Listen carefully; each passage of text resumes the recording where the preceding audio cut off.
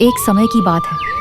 सूरजपुर नाम का एक सुंदर सा राज्य हुआ करता था। इस राज्य में चांदपुर नाम का गांव बसा था। गांव खुशहाल था, लेकिन गांव वालों को यह पता नहीं था कि गांव के बाहर गहरे जंगल में एक बूढ़ी औरत सुरकली अपनी बेटी नागमाया के साथ रहती है। असल में सुरकली कोई साधारण औरत नहीं थी, बल्कि एक भयानक डायन थी। सुरकली रोज जंगल में जंगली जानवर पकड़कर उनका मांस खाती, मगर एक दिन उसे अचानक इंसानी बच्चे का कोमल मांस खाने की इच्छा हुई। और यहीं से शुरू होती है एक भयावह कहानी। हाय रे, कितने दिन हो गए इंसानी बच्चे का कोमल मांस खाए हुए। जानवरों का खून अब मुझे स्वाद नहीं देता। आज मैं इंसानी बच्चे का ही शिकार करूंगी। हा हा हा। वो गांव की ओर निकल पड़ी, मगर चहल पहल ज्यादा होने के कारण उसे कोई मौका नहीं मिला। धत्तेरे की, आज तो कोई शिकार ही नहीं मिला। अब नागमाया और मैं क्या खाएंगे।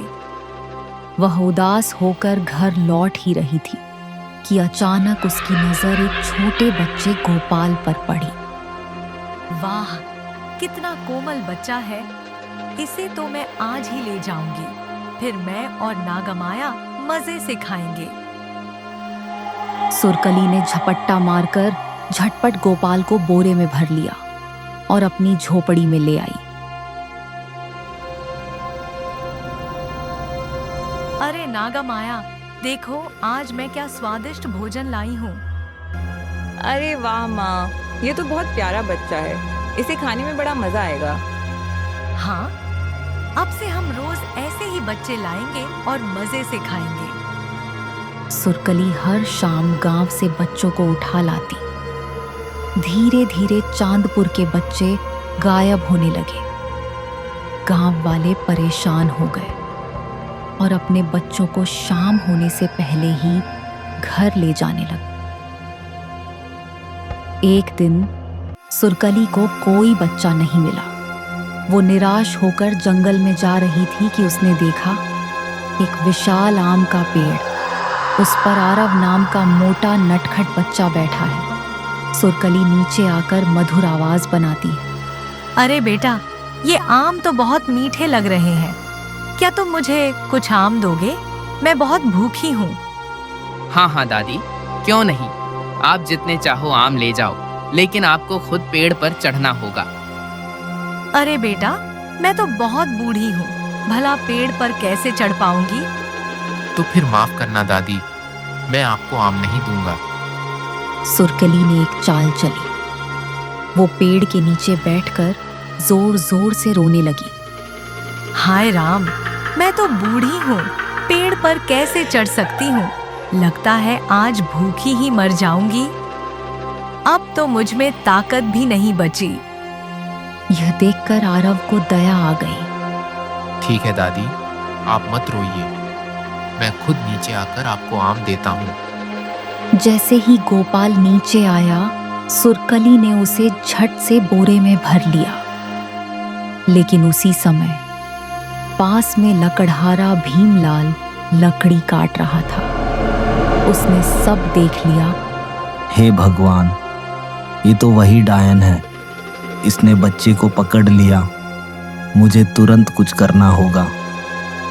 रास्ते में सुरकली को प्यास लगी। उसने बोरा झाड़ियों में छुपाया और पानी पीने चली गई।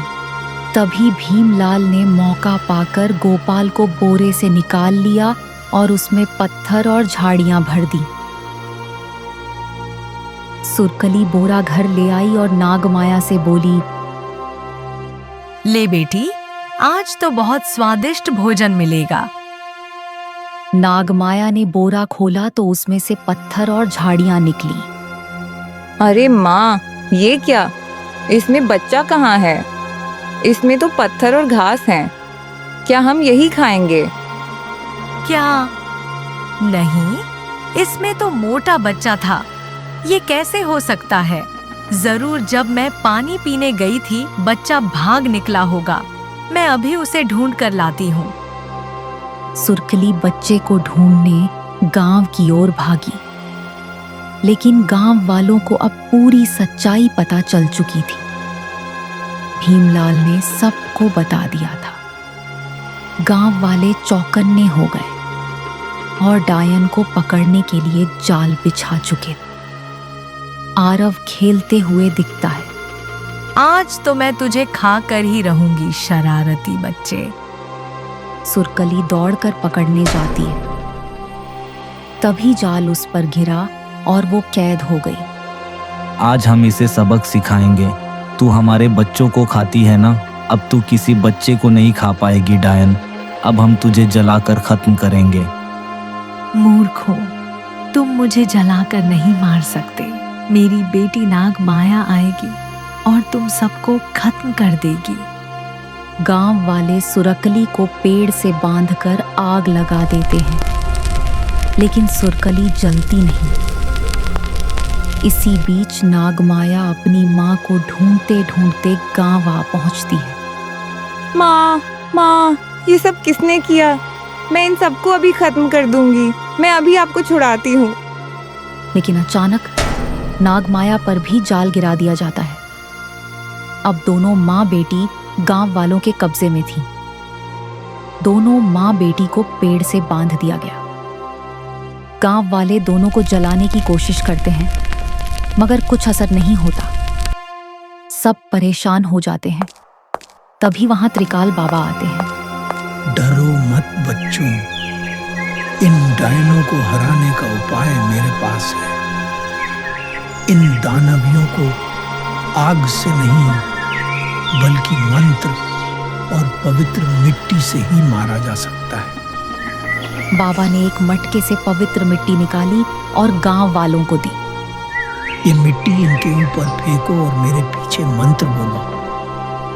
ओम भस्माय नमः, ओम अग्नि शक्ति नमः। सभी गांव वालों ने मंत्र का जाप किया और मिट्टी सुरकली और नागमाया पर फेंकी। देखते ही देखते दोनों भस्म होकर राख में बदल गए। दोस्तों, आपने देखा कैसे चांदपुर के लोग एकजुट होकर अपने बच्चों को बचा पाए। यही सीख हमें भी देती है कि अगर हम सब मिलकर खड़े हों तो कोई भी बुराई हमें हरा नहीं सकती। अगर आपको ये कहानी अच्छी लगी हो तो दिल से एक लाइक जरूर करना और चैनल को सब्सक्राइब कर लेना, क्योंकि आपका छोटा सा प्यार हमें और भी कहानियां बनाने की हिम्मत देता है।